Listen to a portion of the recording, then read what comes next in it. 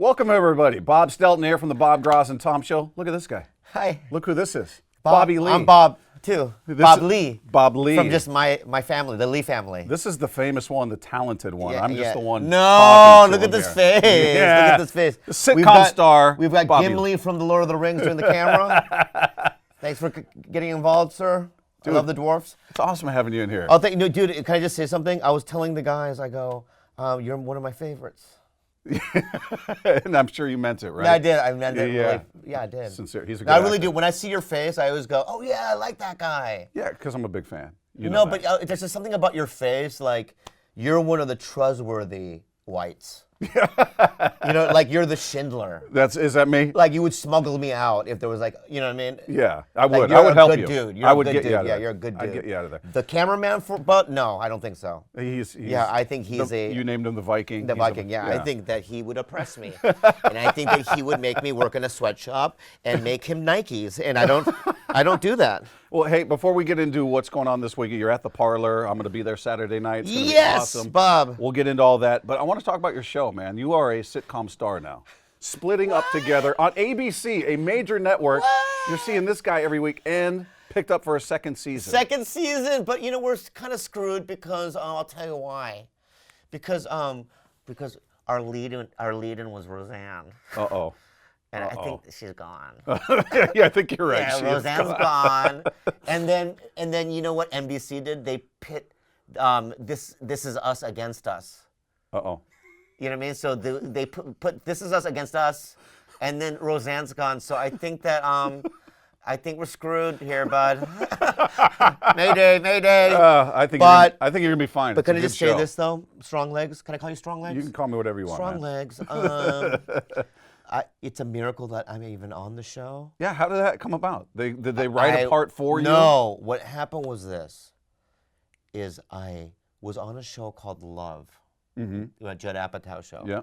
And I did 2 or 3 episodes, a couple of lines here and there, but one of the directors, Greg, left the show to start splitting up together. Okay. With Emily Kapnick, who created the show. Emily did. And Ellen DeGeneres is part of this as well, is she not? Executive producer or something along those lines? The boss. The boss. Yeah, Ellen's the boss. How about that? Yeah, she's really nice. Why do you seem intimidated when I bring her name up? She's really nice. I've never met her. Okay. I've never met. They won't introduce me to her. They're afraid of what you might say. She's shown up on set, and it's like she's in the back, and I can't get to her. It's probably So, better. it's better for her, everyone. Yeah, everybody involved is better. You know, it's so funny because There you go. it's so funny because you know who Eric Griffin is? No. He's on Workaholics. He's the fat guy in it. Okay. Oh, that guy. Sure. Yeah, sure, yeah. sure. You know, he looks like a nerd. Okay. He's a fat one. But fatty Eric, called me and he goes, "Whoa, man! Like you're acting." But here's the thing, and when I do this show, they go, "Play it real. Just say the line. Don't you know a lot." My instincts as a sketch guy is to go overboard and be broad and hammy. And in this show, it's just more grounded, and I'm just, you're acting. Yeah, it's a little more subtle. I'm being this character. So a lot of people are going, we've never seen you in this light. So in that way, It's a little more contained version of you. Does that smell okay? no, I have foot fungus. Okay. You know that? Do you know that about me? No. Yeah, my left foot is, that's not my right, but my left foot is, they might have to chop it off one day. Stop it. It has massive athlete's foot. Really? Let me ask you something, because you're here, you're doing stand-up. Where is stand-up in the pecking order now? Because being on a sitcom obviously takes a lot of time, I would imagine, a lot of attention, press, what have you.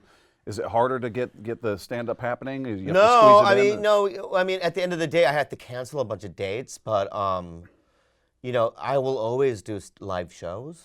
So Is that your first love, or would you rather? it's not be even an a actor? love. It's like, it literally is, it's a lifesaver. It literally saved my life in terms of even financial.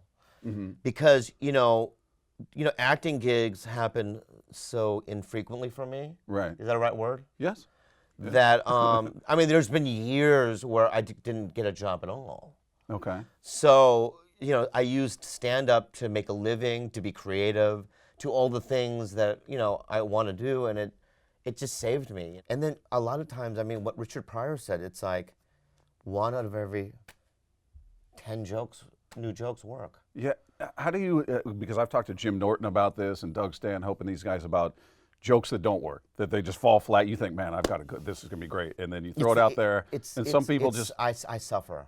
Do you? Because like Norton's, he's like, what do? You move on to the next one. We don't fear that as comedians. I do. You do? Yeah, I hate it. I still hate doing, you know, like some nights I'm like, okay, I'm going to try these no jokes. And it's just like, because for me, it's like, I can't even say it until I say it a couple of times. Okay. You know, so even if it's like, let's say, just give me one sentence. One sentence? Yeah, just read this. Read. Randy Johnson and Dan Wilson, Mariners Hall of Fame just bubble. that's all right. All right. So let's say this is what I wrote. I'll go on stage and go, Randy Johnson and Dan Will. Right? Right. And I'll be like, what are you, dumb? So the next night I'll go, Randy Johnson, Dan Will. Oh. But eventually, 5 days later, I say Randy Johnson and Dan Wilson. So it takes me a long time to even be able to say it. By the way, how did TV? You did TV before you got here. You obviously have to censor yourself. It was there. great. How did that go? It was great. No, go ahead. Nobody can hear. Those are the worst human experiences of my life. I'd rather just almost die.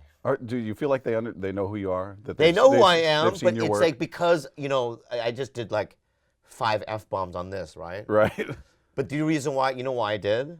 Because you couldn't do it there. You were No, that's not why. Okay. It's because I feel comfortable around you, and I'm just myself, and this is how I talk, and I like you, and that's why I don't edit. Okay. But there you're editing so much in your head, and you're like going, don't say that, don't say that, don't say that, that it's almost impossible to be funny. It's impossible to enjoy yourself. Right. Right? So I have to be this clinical, like, you know, puppet. Right. Like, yeah, I have a show. Yeah, I'm grateful. You know, and you do, and you can't do the things that you want to say. Are they asking you the questions that the PR people send them? Like, so Yeah. when did you get into stand-up comedy? Yeah, yeah. Or I do a joke and they don't laugh. Like I said, I'm white, but I have jaundice.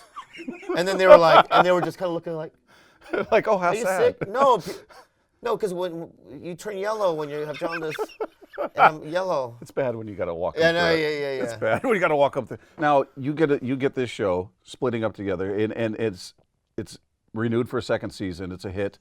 Is there jealousy? Do you feel Well, like I mean, can I just say this? amongst other comedians? Can I just say this? Yeah. The real reason, and this is the honest truth, and I don't even know if I should be saying it, but I'm going to do it anyway, okay, is that we're a Warner Brothers show, Okay. okay? And if you drive down Barham in Hollywood, and you drive by Warner Brothers, they have their shows, gigantic billboards up against this wall. Okay. There's a lot of traffic, and I know a lot of comics that I don't like live in that area, right? And the whole reason to be on a show is so that I can be in a billboard. Your face is up there. On there and cause them suffering and pain. Because they're in traffic, right? And then they have to look, and I'm going to be like that, right? And they're going to be like, oh, and I'm going to be like, yay, I win. It's really good to see you, man. I think I literally just fizzled out here. No, it's good. It's good. But let me say something right now. I have Tiger Belly. Watch Splitting Up Together.